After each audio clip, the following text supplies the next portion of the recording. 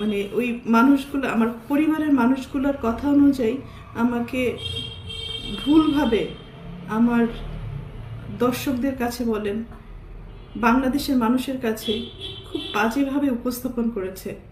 তো এর থেকে দুঃখজনক আর কিছুই হতে পারে না। যাদের জন্য কাজ করেছে আজকে তারা কেউই আমার না।